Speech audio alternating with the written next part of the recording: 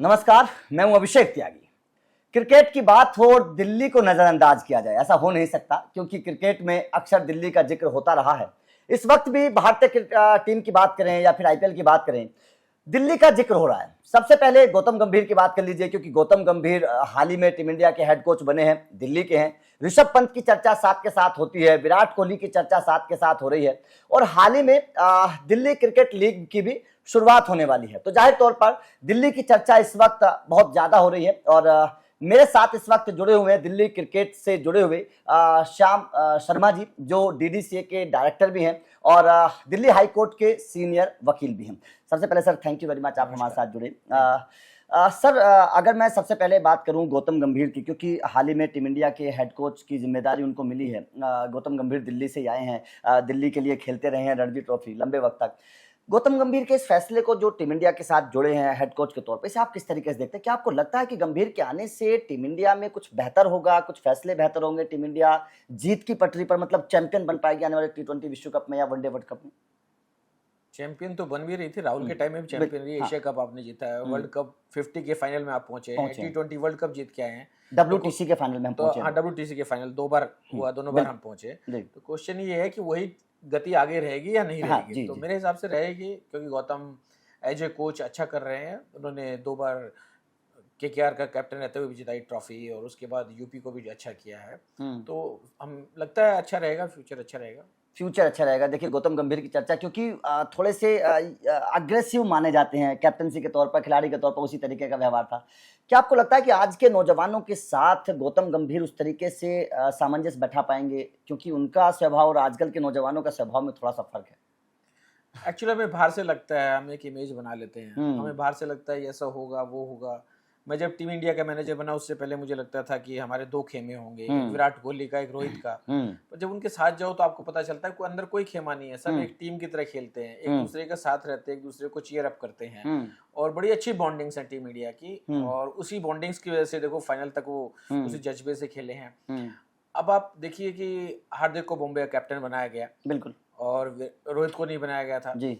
और उसके बावजूद भी रोहित की कैप्टनशिप में हार्दिक खेला है, जान लगा रखी थी उसने वहाँ T20 विश्व कप में। और रोहित और वो दोनों एक दूसरे से इतना कंसल्ट कर रहे थे, इतना एक दूसरे को प्रोत्साहित कर रहे थे। लगता है नहीं, ये सब चीजें ना बाहर की रहती हैं, अंदर सब एक एज ए टीम खेलते हैं। और मुझे लगता है कि गौतम गंभीर का जो एग्रेसिव स्वभाव है वो काम आएगा। उसी एग्रेसिव स्वभाव से उन्होंने 2007 और 2011 के फाइनल में अच्छी इनिंग्स खेली थी। तो ज्यादा इफ्स एंड बट्स नहीं सोचना चाहिए, अच्छा रहेगा। अच्छा रहेगा। आपने हार्दिक का जिक्र किया, हार्दिक को हाल ही में कैप्टनसी से, टीम इंडिया की T20 कैप्टनसी से हटा दिया, सूर्य कुमार यादव को कप्तान बनाया गया। इस फैसले को आप किस तरीके से देखते हैं? देखिए, चयन करता है उनकी, वो हमसे ज्यादा एक्सपीरियंस है, अच्छा खेले हुए हैं, उनका अपना डिसीजन है, कई चीजों को ध्यान में रख के करते हैं वो। तो जो बाद में खबर आई थी कि शायद उनको एक ऐसा कैप्टन चाहिए जो लगातार फिट हो। हार्दिक की इंजरी प्रॉब्लम थोड़ी रही है, पर हार्दिक बहुत अच्छे कैप्टन थे। उन्होंने देखो गुजरात को एक बार चैंपियन बनाया, दूसरी बार सेमीफाइनल में लेके गए। और सूर्या भी बहुत अच्छे इंसान है, बहुत अच्छे कैप्टन भी हैं, आपने देख लिया T20 में उनको। तो वो उनकी कॉल है मैनेजमेंट की। अब आप क्या कह सकते हैं? बिल्कुल मैनेजमेंट की कॉल है, लेकिन उम्मीद करेंगे कि जो जिम्मेदारी सूर्या को दी गई है उसको निभाया जाए। IPL 2025 शुरू होने वाला है, मेगा ऑक्शन होगा। मैं एक छोटा सा सवाल इस पर ये पूछना चाहता हूँ आपसे। हर टीम ये बोल रही है, दिल्ली कैपिटल पे भी आऊंगा, दिल्ली की टीम भी इस तरीके की बोल रही है कि क्योंकि 4 खिलाड़ियों के रिटेंशन पर इस वक्त बवाल है। तमाम टीमें BCCI के साथ जुड़ी थी, वहां पर पहुंची हैं बैठक में। कुछ टीमों ने बोला है कि हम 4 खिलाड़ियों से संतुष्ट हैं, कुछ टीमों ने बोला है कि हमें 4 से ज्यादा खिलाड़ी रिटेन चाहिए। इस पर आपका क्या कहना है? देखो, मेरी तो सोच सिंपल सी है कि 4 खिलाड़ियों से मैं बड़ा संतुष्ट हूँ। 4 खिलाड़ी रिटेन रखो, उसके बाद बाकी खिलाड़ियों को छोड़ दो। उसका रीजन मैं बताता हूँ। हमारा एक प्लेयर है अनुज रावत, बहुत अच्छा प्लेयर है, बहुत टैलेंटेड है, विकेट कीपर बैट्समैन है। उसको राजस्थान 3 साल तक रिटेन करती रही और खिलाया भी नहीं। तो उसका क्या फायदा है ऐसा? उसको चांस दो, दूसरे बच्चों को जाने दो, दूसरी जगह जाने दो। जैसे ही वो वहां पहुंचा RCB में, अच्छा रन कर रहा है, अच्छा खेल रहा है, उसको पहचान मिली है कैसे। तो ठीक है, 4 प्लेयर बहुत है रिटेन करने के लिए। मेरी सोचिए दिल्ली कैपिटल में कौन से 4 खिलाड़ी रिटेन हो रहे हैं आपके हिसाब से? मुझे नहीं पता, वो जो ऑनर्स है उसके, उनकी चॉइस होगी, जो उनके कोचेस हैं, इतना बड़ा स्टाफ है उनके पास। सौरव गांगुली जैसे एक्सपीरियंस्ड कैप्टन है, एज ए मेंटर भी हैं वो। रिकी पॉन्टिंग तो शायद जा रहे हैं उनके। बाकी बहुत अच्छा उनके पास बड़े विशेषज्ञ हैं। हाँ। वो एक एक चीज़ को नोट करके चलते हैं, हमें कौन सा प्लेयर रखना है, किसका क्या रिकॉर्ड रहा है, किसकी क्या फिटनेस है। हाँ। तो वो करोड़ों रुपए ऐसे नहीं खर्च कर रहे, आपकी और मेरी राय पे नहीं चलेंगे, वो अपनी राय पे जाएंगे। ऋषभ पंत को लेकर आपने बोला है, ऋषभ पंत को लेकर खबरें ये भी हैं कि शायद इस बार ऋषभ पंत किसी दूसरी टीम में जा सकते हैं, दिल्ली कैपिटल का साथ छोड़ रहे हैं। क्या आपको लग रहा है कि इस बात में कुछ सच है? देखो मुझे तो नहीं पता, लेकिन अगर कहीं बेटर चांस किसी भी प्लेयर को अच्छा लग रहा है तो उसे जरूर जाना चाहिए। क्योंकि वो हरिवंश राय बच्चन ने कहा था, कौन कहता है कि सपनों को ना आने दो हृदय में, हाँ। हर कोई देखता उनको अपनी उम्र अपने समय में। तो सपने हैं, देखेंगे, अगर आपको अच्छा मिल रहा है, एक बिजनेस है पूरा आईपीएल जो है, उसमें प्रॉफिट सब देखते हैं अपना कि मुझे कहाँ अच्छा चांसेस हैं, कहाँ मुझे अच्छे पैसे मिल रहे हैं, तो जाना चाहिए जहाँ जा रहा है। ऋषभ पंत अगर जाएंगे तो दिल्ली कैपिटल को झटका नहीं लगेगा? बहुत बड़ा झटका होगा। ऋषभ पंत बहुत बड़े प्लेयर हैं, एक मोटिवेशनल फोर्स है वो पूरा दिल्ली कैपिटल के लिए। और अभी तो हमारी डीपीएल की भी बात करो, अब डीपीएल हमारी आने वाली है, दिल्ली प्रीमियर लीग स्टार्ट हो रही है, आईपीएल से पहले तो हमारी डीपीएल स्टार्ट हो रही है। जी, डीपीएल पे भी आऊंगा मैं, ऋषभ पंत पर इसीलिए चर्चा कर रहा था। एक आईपीएल को लेकर, आपकी दिल्ली की टीम को लेकर एक सवाल मैं और करना चाहता हूँ। रिकी पोंटिंग जा रहे हैं, बड़ा नाम है, कई सालों तक दिल्ली के साथ जुड़े भी रहे हैं। क्या रिप्लेसमेंट होगा और क्या दिल्ली को झटका है रिकी पोंटिंग जैसे सीनियर इंसान के जाने का? देखो, दिल्ली कैपिटल्स के मालिक को ये समझना पड़ेगा कि जैसे चेन्नई वाले सारे सपोर्टर्स को ना साथ लेके चलते हैं, फ्री की टिकटें देते हैं, फ्री की ट्रेनें लगाते हैं, भेजने देते हैं उनको, इनको भी थोड़ा सा पैसा ना अपने दिल्ली के सपोर्टर पे खर्च करना पड़ेगा। दिल्ली के ग्राउंड में 50% आरसीबी के और चेन्नई के सपोर्टर मिलते हैं आपको। वो इसलिए होता है कि आपको अपने यहाँ से प्रोत्साहन नहीं मिलता, आपको फ्री में टी शर्टें बच्चों को बांटनी चाहिए, फ्री में उनको सीटियां बजाने के लिए चाहिए, फ्री में 4 और 6 देना चाहिए। दिल्ली का जब मैच होता है, आप देखो खाली पड़ा रहता है स्टेडियम, कुछ नहीं होता, आपके प्लेयर्स के लिए, फैंस के लिए कुछ भी नहीं है, इवन स्टॉल्स भी नहीं लगते कि आप यूनिफॉर्म खरीद सके वहां से दिल्ली कैपिटल्स की। तो ये चीजों पर ध्यान देना पड़ेगा। कोई ध्यान नहीं देगा तो फिर सपोर्टर कहां से आएंगे, सपोर्टर नहीं आएंगे तो जोश कहां से आएगा। चेन्नई को देखो आप, पूरा स्टेडियम उनका येलो रहता है। ये दिल्ली कैपिटल की टीम के लिए बहुत बड़ी सलाह सर की है, ये अगर बात वीडियो पहुंच जाए तो इस बात को मान ले तो बहुत बेहतर रहेगा। चलिए आपकी दिल्ली प्रीमियर लीग पर आते हैं। शुरुआत होने वाली है, पहला सीजन है, क्या क्या तैयारियां हैं आपकी और कहां तक इसका ले जाने का सपना है? देखो, बहुत अच्छी तैयारियां हैं, सब कुछ सेट हो गया है। 17 को हमारा इनॉग्रेशन है और मैच स्टार्ट हो जाएंगे। 6 टीमें आई हैं मेंस में और 4 टीमें विमेंस में। हाँ। और दिल्ली की इस प्रीमियर लीग का स्टैंडर्ड आप यहीं से सोचे कि इससे पहले जो और लीग्स हुई हैं उनकी जो हाईएस्ट बिड है उससे भी ज्यादा हमारी लोएस्ट बिड आपने रखी थी फिक्स प्राइस, और वो उसके बावजूद भी हमारी सारी टीमें बिकी हैं। 8 करोड़ से ऊपर आया है, 8 से लेके 8 करोड़ 90 लाख तक हमारे पास है। और बहुत दिल्ली की जो पब्लिक है ना, वो क्रिकेट के लिए बहुत क्रेजी है, तो बहुत ही अच्छा रिस्पॉन्स आएगा। WPL के हमें 11 मैच मिले हैं, उसमें स्टेडियम में जितनी मौजूदगी थी, मतलब विमेन प्रीमियर लीग में कभी किसी ने सपने में नहीं सोचा था कि इतना सक्सेसफुल रहेगा। तो ये जय शाह जी का दिमाग अच्छा काम करता है, उन्होंने हमें WPL का मौका दिया और रोहन जेटली जी ने जो हमारा स्टेडियम बना दिया, सुंदर और फैसिलिटी कर दी है, उसकी वजह से हमेशा फुल रहता है। तो ये WPL भी हमारी काफी सक्सेसफुल रहेगी। WPL का थोड़ा सा अगर दर्शकों को थोड़ा शेड्यूल समझा दें आप, वुमेन्स का मेंस के साथ मैच हो गया, किस तरीके से मैचेस होंगे? उसमें 6 टीमें हैं जिसमें टोटल 33 मैचेस होने हैं, सारे अरुण जेटली स्टेडियम में मैचेस होंगे और सब टीमें एक दूसरे से खेलेंगी। और उसमें क्या रखा गया है, एक प्लेटफॉर्म है। दिल्ली में बहुत ज्यादा टैलेंट है। अगर आप 10 साल पहले देखेंगे तो दिल्ली में इंडियन टीम में 4-5 लोग दिल्ली के प्लेयर होते थे हमेशा। जी जी जी। मतलब ओपनर और फर्स्ट डाउन तो आप जब सोचो तो आकाश चोपड़ा से लेके और वीरेंद्र सहवाग, शिखर धवन, गौतम गंभीर, विराट, मतलब लगातार ऐसा आ रहा था कि दिल्ली से ही आएंगे सब। तो वही टाइम, गोल्डन टाइम वापस लाने के लिए रोहन जेटली ने काफ़ी काम किया इस पे, बहुत मेहनत कर रहे थे। वो बहुत सोच रहे थे कि कैसे फुल प्रूफ एक ऐसी लीग कराएं जिसमें बच्चों को एक टैलेंट दिखाने का मौका मिले।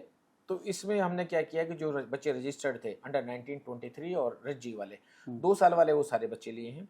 और जो इस साल की लीग चल रही है हमारी DDCA की लीग है, जिसमें 1200 से 1500 तक मैच होते हैं, सबसे बड़ी लीग है देश की है। उसमें से जो बेस्ट परफॉर्मेंस है 70-80 बच्चे वो थे, पूल में डाले गए। तो उसमें से फिर टीमों ने अपने सेलेक्ट किए हैं बच्चे। तो सबके पास 20-20 बच्चे हैं आज की डेट में, सब टीमों के पास। सब टीम्स के ऑनर्स से भी बात हुई है, बड़ा जोश है सब में। सब ने अपने स्टे भी करा दिए हैं, प्रैक्टिस भी चल रही हैं। और 4 विमेन टीम हैं जिनके भी मैचेस आपस में होंगे।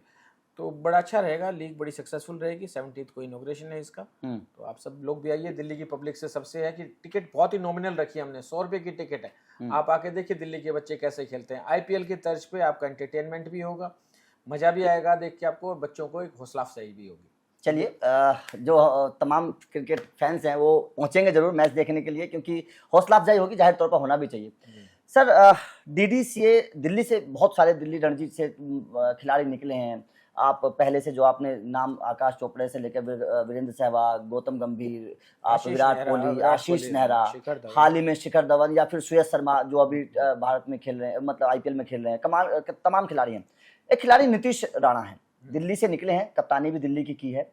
उनका एक बयान अभी पीछे आया था, बड़ा विवाद हुआ था उनकी कैप्टनसी को लेकर, उनको मौके को लेकर। उन्होंने कहा था कि दिल्ली में मौका बनाना उतना आसान होता नहीं है। आप इसको किस तरीके से देखते हैं उनके बयान को? देखो, नीतीश राणा बहुत बड़ा प्लेयर, बहुत ही अच्छा प्लेयर है। मैं तो बड़ा कायल हूँ उसकी बैटिंग का, और केकेआर में भी जब उसको मौका मिला तो उसने बड़े अच्छे से कैप्टनशिप भी की है।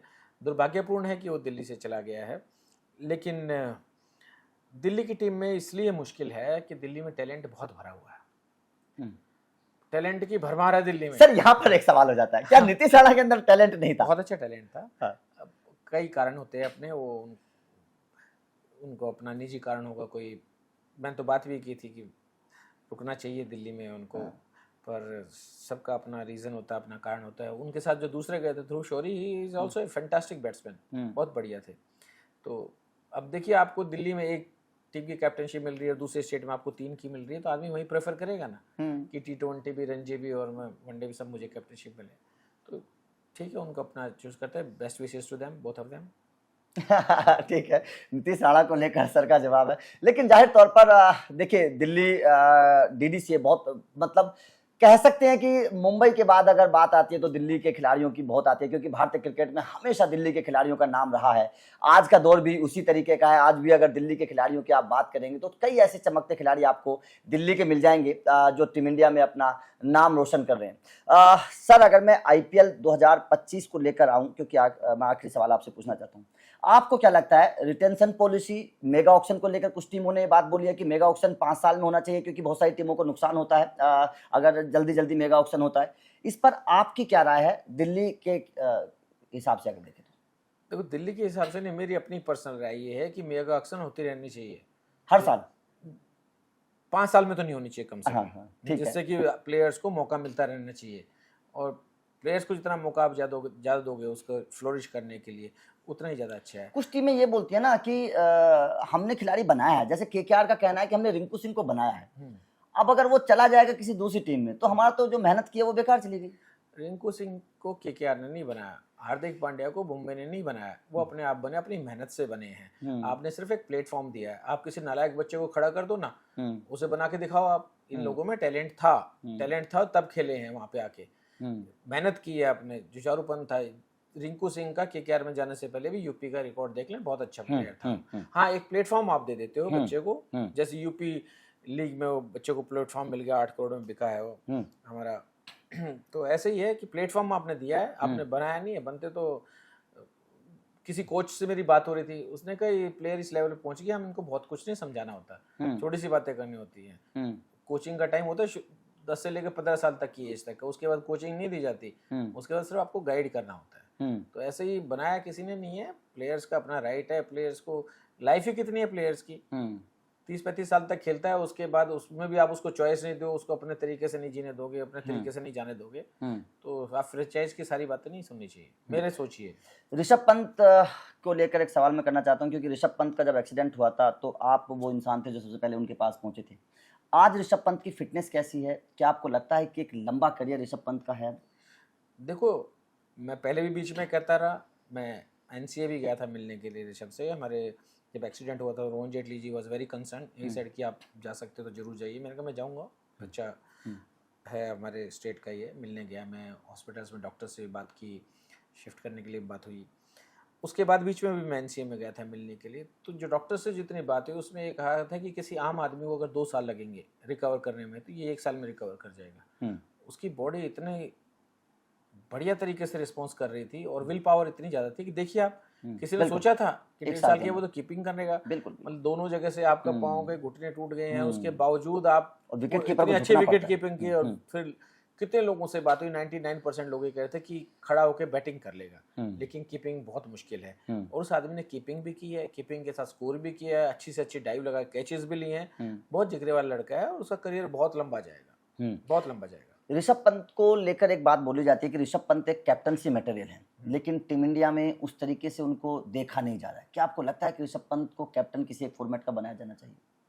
कौन कह रहा है कि उनको कैप्टन ही देखा जा रहा है? कैप्टन तो वो जब एक्सीडेंट से पहले वो कैप्टन वाइस कैप्टन ही चल रहे थे, और फ्यूचर यही सोचा जा रहा था कि वो फ्यूचर में जी ठीक है। लेकिन अब क्या है कि अब वो ऑब्जर्वेशन पे हैं, जो मुझे लगता है कि इनको चेक करो कितना खेल सकते हैं, कितना नहीं खेल सकता, उसके बाद कैप्टनशिप की बात करेंगे। अभी तो उनको अपने आप को प्रूव करना है कि मैं कंटिन्यूअस खेल सकता हूँ, 5 डे भी खेल सकता हूँ, 1 डे भी और T20 भी, क्योंकि मेरे हिसाब से शुभमन गिल के बाद अकेले वो प्लेयर हैं जो तीनों फॉर्मेट में खेलने के लिए लायक हैं, तीनों फॉर्मेट में इंडियन टीम में। बड़े मैच विनर, बड़े मैच विनर तो है ही, गाबा की आप विनिंग वो तो खैर ऐतिहासिक शुरू से रहा है, बहुत जज्बे वाला खिलाड़ी है, बहुत हिम्मती खिलाड़ी है, लंबा चलेगा, लंबे चलेंगे। ठीक है, एक सवाल ये कि अगर ऋषभ पंत दिल्ली से जाएंगे तो डीसी किस खिलाड़ी को कैप्टन के तौर पर देखना पसंद करेगी? मैं तो उनको जाते हुए देखना नहीं पसंद करना चाह रहा। आप उनको भेजने पे लगे उनको आप। और फिर देखो मैनेजमेंट की कॉल होती है, टीम ओनर्स की कॉल होती है, फ्रेंचाइज ओनर्स की। हम और आप कौन है? उनकी मर्जी है, उनको पता है किसको कौन क्या कर रहा है। बहुत लड़के हैं उनमें, बहुत अच्छे हैं, अक्षर रहा, कुलदीप रहा, और फिर क्यों जाएगा ऋषभ? मुझे नहीं लगता कि ऋषभ जाएगा। तो देखिए, जो इस तरीके आप ऐसी बातें कीजिए कि विराट दिल्ली आ जाएगा, ये ऐसी बातें, ये तो मौका था सर आपके पास, ये तो आपके पास 2008 में मौका था, लेकिन प्रदीप सांगवान के चलते आपने विराट को छोड़ दिया। नहीं देखो, ना तो हम दिल्ली ऑनर टीम के ऑनर हैं, ना हमारी कोई से है वहाँ पे कहना है कुछ कहना है, लेकिन हम बीइंग दिल्ली के क्रिकेट फैन, हमारी उम्मीद ये रहती है कि हम तो चाहते हैं कि विराट भी हमारे यहीं आए। तो हम पॉजिटिव सोचना चाहिए कि जितने हमारे दिल्ली के टॉप प्लेयर हैं वो दिल्ली से खेलें और एक बार दिल्ली को भी चैंपियन बनाए। वाह वाह, बहुत। देखिए, हर कोई चाहता है, दिल्ली के क्रिकेट फैंस तो चाहते ही हैं कि आईपीएल में एक बार दिल्ली भी चैंपियन बन जाए। वैसे फाइनल तक पहुंच गई थी श्रेयस अय्यर कप्तानी में, लेकिन खिताब नहीं जीत पाई। चलो, उम्मीद करेंगे कि इस बार ऋषभ पंत दिल्ली में ही रुके और चैंपियन बनाए। तो आपका इस खबर पर क्या कहना है, कमेंट करके जरूर बताइएगा। Thank you.